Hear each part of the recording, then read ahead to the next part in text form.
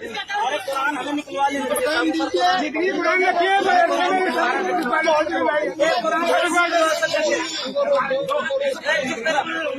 कुरान शरीफ निकलवा, कुरान शरीफ निकलवा। ये कहाँ से निकली है? ये यही पड़ी थी, दबी थी। ये तोड़ा गया, वहां से निकली है ये? यहीं से निकली है। तोड़ा ये वहां से निकली। हमारा घर गिरा दिया गया, हमें जहाँ समाज दिया गया, हमें हमारी बेइज्जती यहाँ नहीं की जा रही है। खुला यहाँ पे पड़ी है, दबी है, सब किया गया है।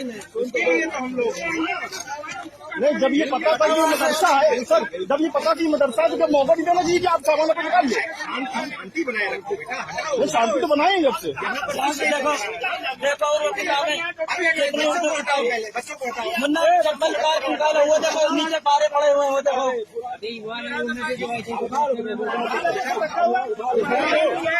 किताबें